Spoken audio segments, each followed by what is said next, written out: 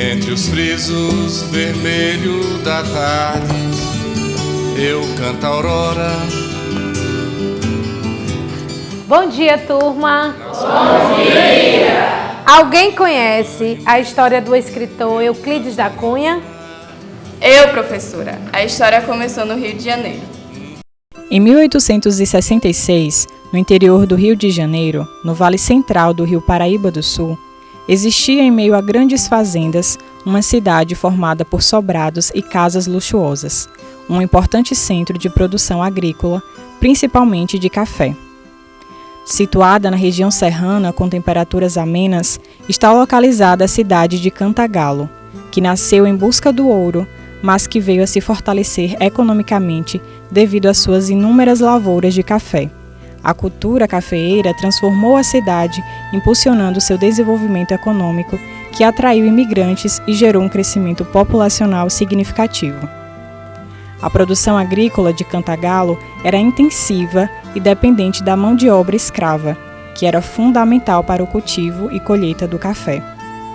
Com a abolição da escravatura em 1888, Cantagalo sofreu um forte impacto econômico. Cantagalo chegou a ter, no ápice da cultura do café, cerca de 60 mil habitantes, né? Grande parte deles ainda escravizados. Então, a gente tem aí uma história de muita pujança, de muito dinheiro rolando por conta da cultura do café. E logo depois, 30 anos depois, a gente tem uma derrocada, absurda.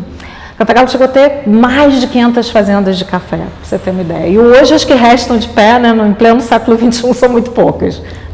Mas é um município importante e que você vai ver ali na entrada, por exemplo, do município, um memorial com várias bandeiras, que são bandeiras alusivas aos municípios vizinhos aqui a Cantagalo, que um dia já fizeram parte dessa história toda e que hoje são municípios autônomos. Atualmente, a economia do município é diversificada, com uma boa movimentação comercial e turística, mas com destaque para a indústria de cimento, possuindo 3 grandes fábricas produtoras de calcário e seus derivados. Ainda no século XIX, na Fazenda Saudade, localizada no distrito de Santa Rita do Rio Negro, interior de Cantagalo, que mais tarde seria chamada Euclidelândia, morava o casal Manuel Rodrigues Pimenta da Cunha e Eudóxia Moreira. Em função de uma decisão política em aproximadamente meados do século XX, se mudou o nome desse distrito onde o Euclides da Cunha nasceu. Passou-se de distrito de Santa Rita do Rio Negro para Euclidelândia, ou seja, uma justa homenagem ao grande escritor brasileiro. No dia 20 de janeiro de 1866, nasce na Fazenda Saudade Euclides Rodrigues da Cunha.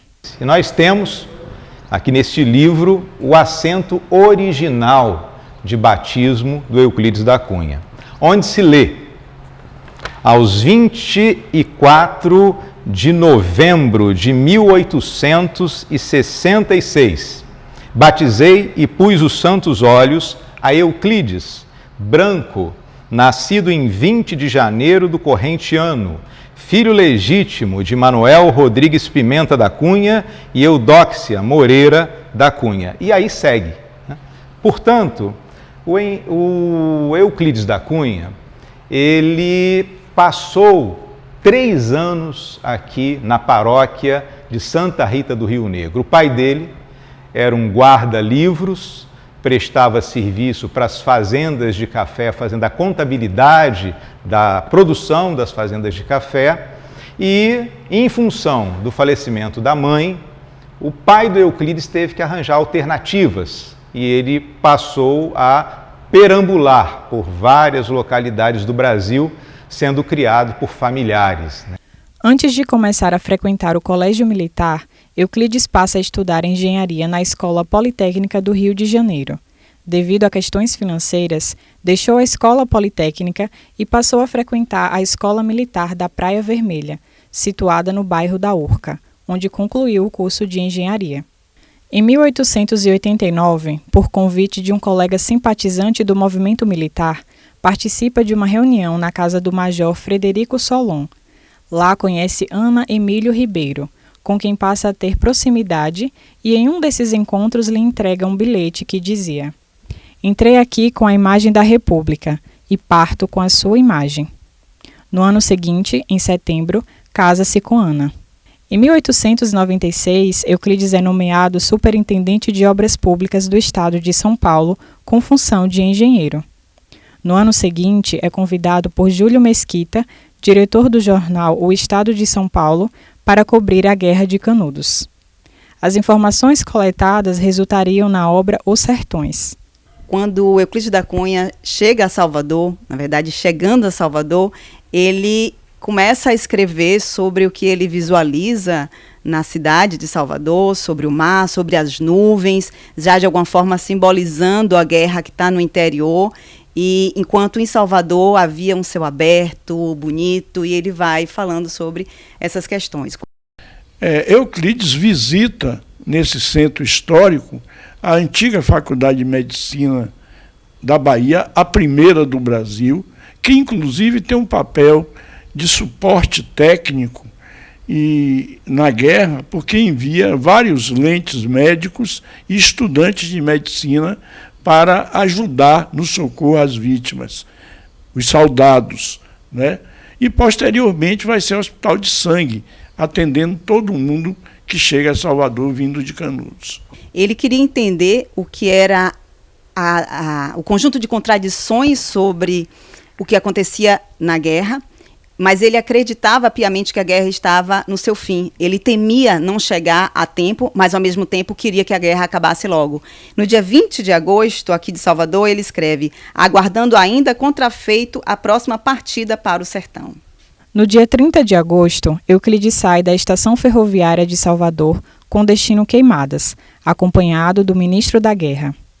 Durante a viagem, o correspondente do jornal registrou em sua caderneta de campo as características geológicas do trajeto. Suas descrições eram repletas de detalhes, ilustrando o relevo, a fauna e a flora da Caatinga.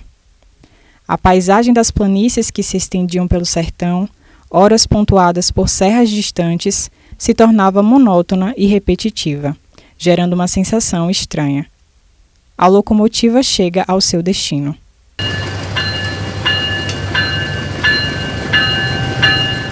Considero a chegada de Euclides da Cunha em Queimadas, no dia 1º de setembro de 1897, como um evento altamente importante, histórico, decisivo para que o evento de Canudos tivesse uma memória, essa cidade também tivesse parte dessa memória, a nossa fauna, a nossa flora foi importantíssimo para a memória dessa região. Partindo de Queimadas rumo a Monte Santo, Euclides segue a cavalo acompanhando a comitiva dos militares. Chegando em Monte Santo, na manhã de 6 de setembro, é recebido por um grande número de oficiais na base de operações. Na Praça Central, agruparam-se 1.900 militares. Nós temos aqui esse acampamento dos militares, divisão Canetes, isto em 1897, na Praça da Matriz, hoje conhecida como Praça Monsenhor Berenda. Esses canhões não foram levados para Canudos, ficaram aqui em Monte Santo, e foi importante a passagem de Euclides da Cunha, não só como Flávio de Barro, que documentou, fazendo 75 fotos na 4ª expedição a Canudos, isto lá no ano de 1897. Euclides fica admirado com a majestosa montanha, sua extensão e sua subida de pedras em zigue-zague. No caminho, 24 capelas brancas construídas pelo frei Apolônio de Todi. Ao subir a serra com uma máquina fotográfica, Euclides avista do alto as casas do arraial. A cidade reflete bem a persistência do povo sertanejo e o caminho de pedras reflete o esforço exercido na construção dessa maravilha do sertão. Na atualidade, a cidade de Monte Santo possui uma das maiores romarias do Nordeste brasileiro, que atrai centenas de fiéis. Além disso, a cidade conta com um patrimônio cultural que faz parte do acervo histórico, o Museu do Sertão, que possui uma coleção de objetos valiosos. A Praça Monsenhor Berenguer, que serviu de acampamento militar, hoje é um ponto turístico no período dos festejos, onde estão expostos a matadeira, canhão usado na Guerra de Canudos, uma estátua do conselheiro esculpida em madeira e também um busto do ministro da Guerra Carlos Machado Bittencourt, além da sede da antiga prefeitura, onde ficaram hospedados Euclides da Cunha e o ministro. Então Euclides da Cunha partiu assim para Canudos no dia 13, chegando lá no dia 16, onde registrou todo aquele cenário da guerra, voltando para Salvador doente, com febre e horrorizado com o massacre que presenciou em Canudos da República, onde ele tanto defendia na juventude. O correspondente do jornal presenciou 18 dias do conflito. Viu com os próprios olhos as atrocidades da guerra. Euclides da Cunha passeou por dentro de Canudos no dia 29 de setembro, quando anotou em sua caderneta de bolso: "Não posso definir a emoção de entrar nesse arraial." O correspondente não testemunhou o massacre final da cidade. Doente, precisou ir embora, por conta das condições da guerra. Euclides era um defensor da República. Inclusive, ele foi para a guerra com os ideais da República, com a ideia de que a República estava tentando combater um foco monarquista em Canudos. Mas ao chegar lá e presenciar o cenário da guerra, ao presenciar toda aquela violência contra os canudenses, Euclides se decepciona com a República. E aí então ele sai de lá com o firme propósito de escrever um livro para denunciar todas aquelas atrocidades que ele presenciou. Euclides parte e não assiste à exumação do corpo de conselheiro, muito menos o incêndio da cidade com tochas de querosene nos últimos dias do conflito. Como é que o Euclides, por exemplo, se vê num momento, né, muito importante do livro, em que ele próprio, como escritor, ele se pergunta: olha, mas eles não deveriam ter mandado soldados nem armas para lá, né? Deveriam ter mandado um professor, um mestre-escola, né? Ou seja, a República Brasileira teria feito muito bem a Canudos se tivesse mandado para Canudos alguém que conversasse, que dialogasse com aquela comunidade, e depois a gente não estaria aqui contando os estertores de uma guerra, né? A gente estaria contando aqui as memórias, as histórias, né? Valorizando todo esse arsenal comunitário e não um arsenal de guerra. Não era para ter sido uma guerra. A arma que ele tinha era a palavra, era o estudo e a palavra. E eu acho que isso é muito importante como exemplo para nós, né? Eu sou professor, eu tenho muitos alunos, e isso é interessante, assim. Nós temos como arma, né, a educação e a palavra. Então, ele usou essa arma como uma forma muito poderosa, e ele foi quem ele é a partir do momento que ele não deixa de denunciar e ele não deixa de tentar melhorar o mundo com o poder que ele tinha, que eram as palavras. O combate, que durou por 1 ano, encerrou com a perda de 5.000 soldados e a destruição da cidade, que estimava-se ter entre 10 e 25 mil habitantes. Prisioneiros, entre eles mulheres e crianças, foram torturados, degolados e seus cadáveres empilhados e queimados. Canudos não se rendeu, exemplo único em toda a história. Euclides da Cunha chega em São Paulo em 21 de outubro de 1897. Ainda doente, tira uma licença para tratamento de saúde e segue para a fazenda do pai no município de Descalvado, interior paulista. Lá, ele começa a escrever Os Sertões, com base nos artigos e nas anotações publicados no jornal O Estado de São Paulo durante a Guerra de Canudos.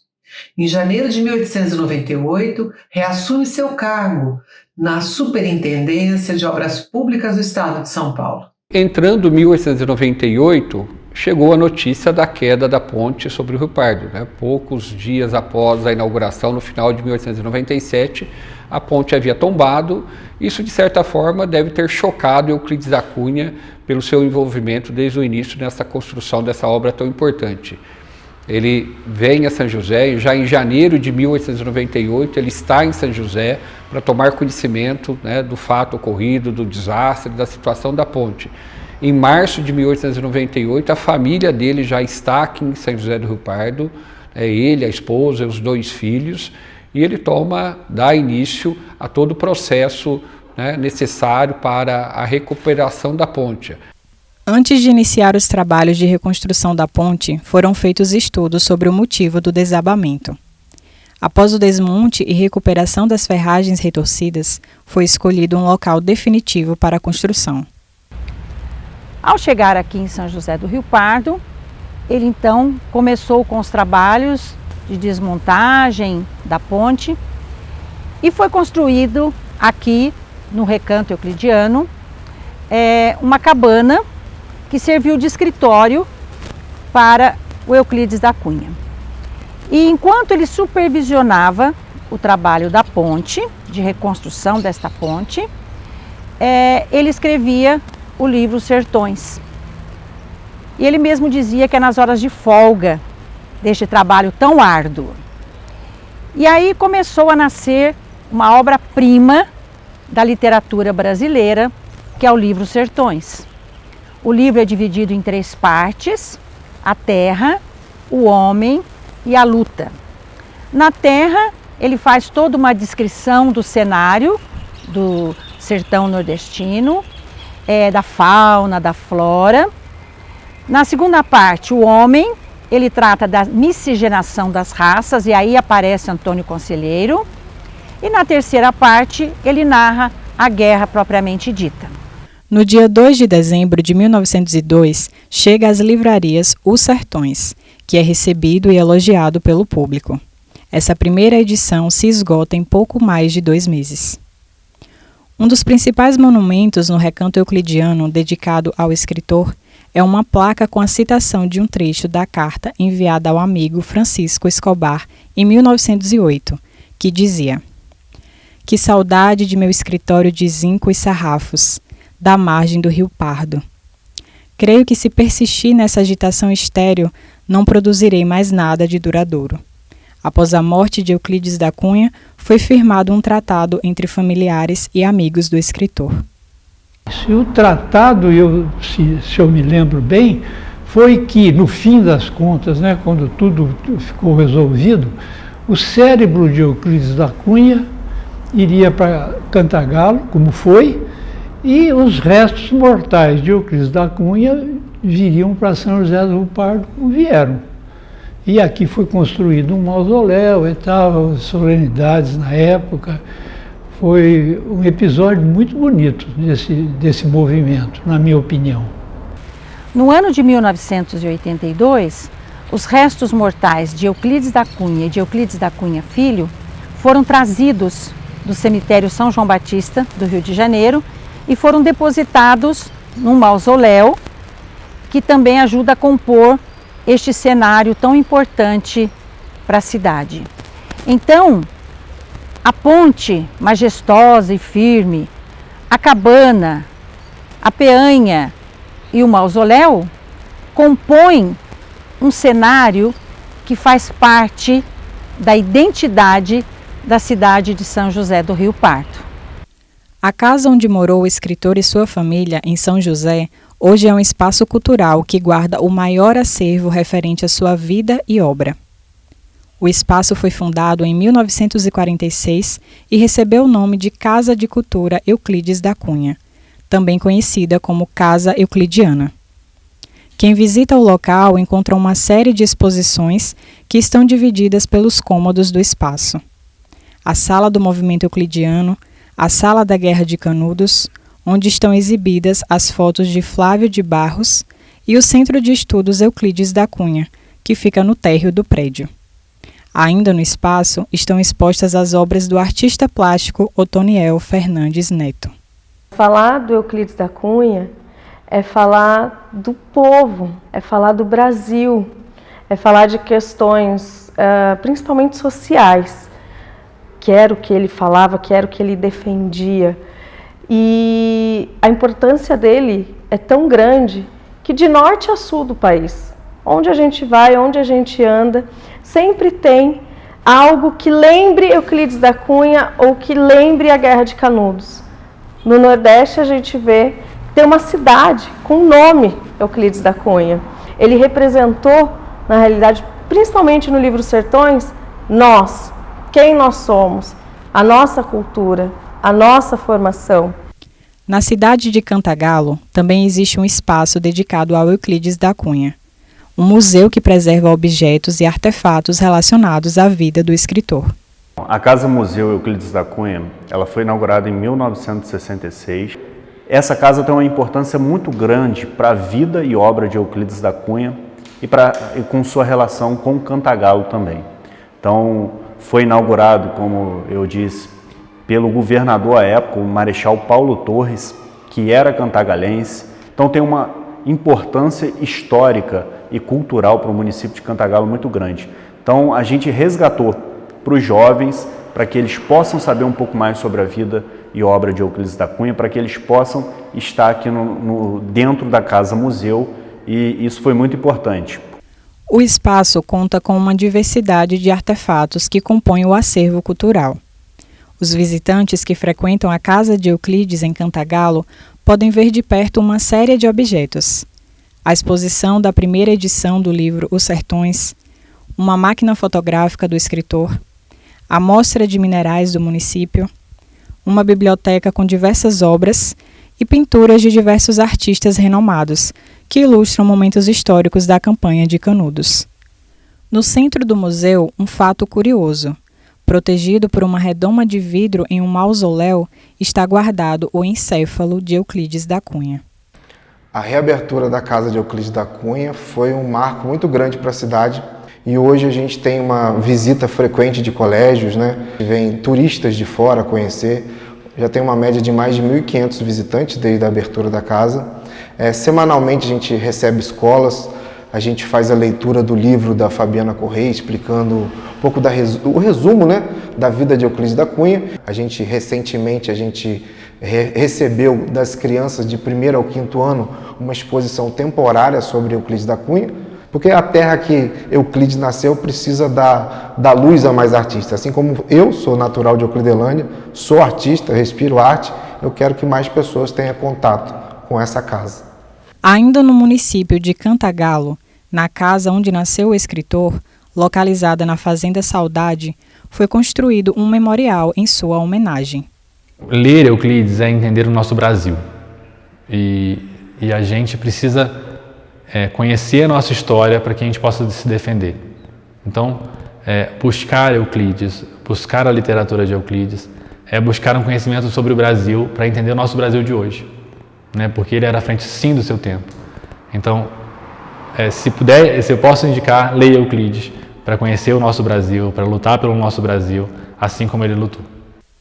Outra cidade importante para a memória do escritor e que leva o seu nome é o município de Euclides da Cunha. Localizado no nordeste do estado da Bahia, o nome da cidade, que antes se chamava Cumbe, foi uma sugestão do poeta, escritor e cordalista José Aras, como forma de homenagear o autor do livro Os Sertões. O município sobrevive da cultura do feijão, milho e de outras atividades comerciais. A cidade de Euclides da Cunha também está inserida no roteiro de turismo do estado da Bahia.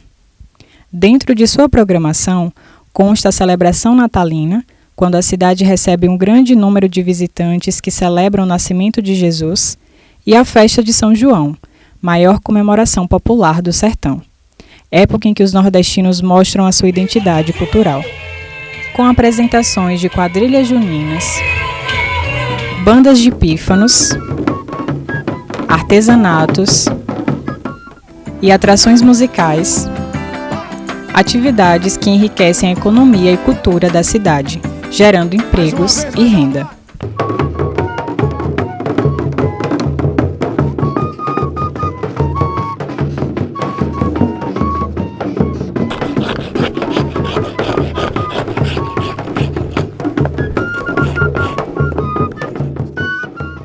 Canudos não se rendeu, exemplo único em toda a história. Resistiu até o esgotamento completo, expugnado palmo a palmo, na precisão integral do termo. Caiu no dia 5, ao entardecer, quando caíram seus últimos defensores. que todos morreram. Eram apenas 4, um velho, 2 homens feitos e uma criança, na frente dos quais rugiam raivosamente 5.000 soldados.